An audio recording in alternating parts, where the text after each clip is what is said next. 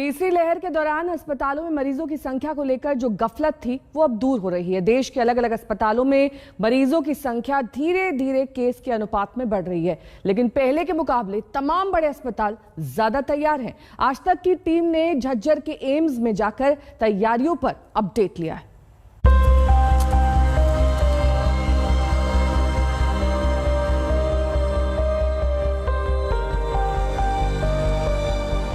अस्पतालों में फिर वो तस्वीर नजर आने लगी है जो कोरोना संक्रमण की पिछली 2 लहरों में नजर आई थी। कोरोना संक्रमण के दौर में अस्पताल में 2 ही तरह के मरीज हैं। एक जिन्हें कोविड है, उनके लिए अलग व्यवस्था, अलग डॉक्टर और अलग मेडिकल स्टाफ है, और दूसरे हैं बाकी बीमारियों से पीड़ित मरीज। इस वक्त हम मौजूद हैं एम्स झज्जर में, जहां पर हम आपको आज स्टेप बाय स्टेप बताने वाले हैं कि यदि कोई मरीज पॉजिटिव टेस्ट होता है तो उसका किस तरह से यहां पर इलाज किया जाता है। क्योंकि एम्स झज्जर में कैंसर के पेशेंट्स का भी इलाज किया जाता है, तो इसीलिए यहां पर कैंसर पेशेंट्स के लिए अलग से रास्ता बनाया गया है, और जो पेशेंट्स कोविड पॉजिटिव पाए जाते हैं उन्हें अलग से यहाँ पर स्क्रीनिंग एरिया में लाया जाता है। तो देखिए, सबसे पहले जो पेशेंट्स एम्बुलेंस के जरिए यहाँ पर आएंगे उनका यहाँ पर स्क्रीनिंग किया जाएगा। स्क्रीनिंग में आप देख सकते हैं कि यहाँ पर डॉक्टर्स मौजूद हैं, वो यहाँ पर आकर स्क्रीनिंग करेंगे पेशेंट्स का, उनकी टेस्ट देखेंगे पॉजिटिव है, और यदि पेशेंट पॉजिटिव है तो उनमें कितना संक्रमण है, कितना सीरियस है। यदि सीवियरिटी लेवल कम है पेशेंट का तो फिर उन्हें घर में होम आइसोलेशन के लिए कहा जाएगा, और यदि उनमें सीवियरिटी लेवल ज़्यादा है तो उन्हें यहाँ पर पीछे आप देख सकते हैं कि एक रास्ता भी बनाया गया है। इस तरफ से पेशेंट को यहाँ से आइसोलेट करते हुए डॉक्टर्स की टीम पीपी किट द्वारा अंदर ले जाएगी। एम्स के कोरोना वार्ड में दिखने वाला मेडिकल स्टाफ पीपी किट वाले दौर में फिर लौट आया है, क्योंकि पिछले कुछ दिनों से अस्पताल में मरीजों की संख्या बढ़ी है और कोविड ड्यूटी वाले डॉक्टर्स पूरे दिन पीपी किट में तैनात रहते हैं।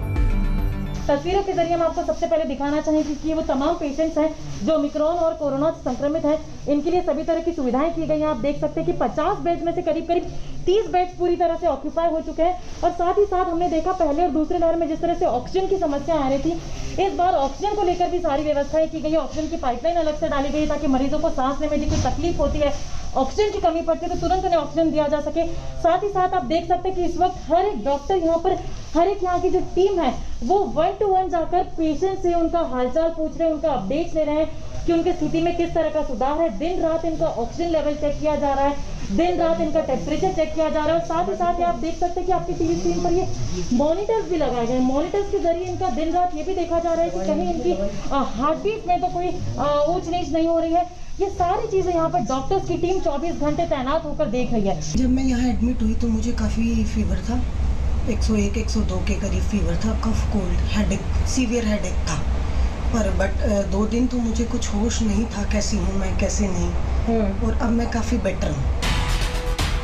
तीसरी लहर के आने से पहले कुछ एक्सपर्ट्स का आकलन था कि तीसरी लहर बच्चों के लिए खतरनाक हो सकती है, इसीलिए हम कोरोना संक्रमित बच्चों के वार्ड में भी पहुंचे। कहा यह भी जा रहा था कि तीसरी लहर में बच्चे इसकी चपेट में आ सकते हैं। हालांकि इस वक्त जहां पर हम मौजूद हैं बच्चों के आइसोलेशन वार्ड में, वहां पर केवल एक बच्चे का ट्रीटमेंट किया जा रहा है जो कोविड पॉजिटिव पाया गया है। बच्चे की स्थिति की हम बात करें तो बच्चा पूरी तरह से ठीक होने की कगार पर है। पहले 2 घंटे में या 1 घंटे में बुखार आया था इसे, तो इमरजेंसी लगाई थी हॉस्पिटल, उन्होंने चेक किया तो यहाँ के लिए झज्जर के लिए भेज दिया मेरे को। तो अब तो ये है कि 12 घंटे में बुखार, मतलब कल से आज बहुत अंतर है, कल कुछ था आज कुछ अंतर है, बहुत अंतर है। कोरोना संक्रमण की पहली लहर में अस्पतालों में व्यवस्था कमजोर दिखाई दी थी, लेकिन तीसरी लहर में अब स्थिति कुछ बदली हुई दिखती है। डॉक्टर्स भी मानते हैं कि कोरोना के डेल्टा के मुकाबले ओमिक्रॉन पीड़ित में दिखने वाले लक्षण बहुत गंभीर नहीं है।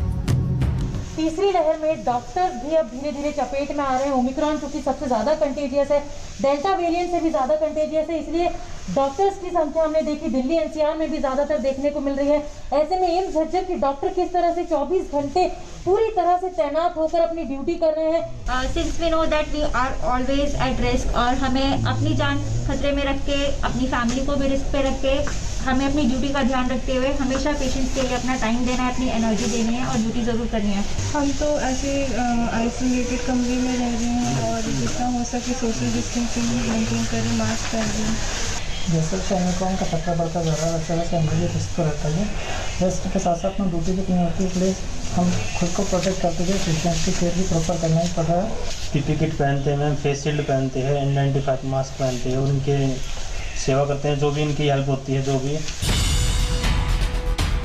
कोरोना की पिछले दोनों लहरों में बड़ी संख्या में स्वास्थ्यकर्मी बीमार हुए थे। हालांकि फ्रंटलाइन वर्कर्स को बूस्टर डोज लगाई जा रही है, लेकिन फिर भी डॉक्टर्स अपनी तरफ से हर सावधानी बरत रहे हैं। हाँ, एक्चुअली अब चूंकि अब काफ़ी कम्युनिटी में लोगों को है, ऑलमोस्ट हर चौथे या पांचवें लोग बंदे को हो रहा है, तो ऑब्वियसली एक्सपेक्टेड है कुछ लोग होंगे, बट जितने भी प्रिकॉशंस ले सकते हैं तो सब लोग ले रहे हैं अपने वहाँ पे। और अंदर जो भी जाते हैं, जो नॉर्मल एक प्रोटोकॉल होता है उसका कोविड के वार्ड में जाने का, तो वो सब पूरा अच्छे से फॉलो करके फिर वहाँ पे जाते हैं उसके लिए। एक्सपर्ट्स लगातार बता रहे हैं कि कोरोना संक्रमण की तीसरी लहर इस महीने के अंत तक अपने पीक पर पहुंचेगी और उस दौरान देश में रोज रिपोर्ट होने वाले संक्रमित मरीजों की संख्या 4 से 8 लाख प्रतिदिन तक पहुंच जाएगी। ऐसे में अस्पतालों की अच्छी व्यवस्था ही मरीजों की जान बचाने में सक्षम हो पाएगी। झज्जर से तेजश्री पुरंदरे के साथ आज तक ब्यूरो।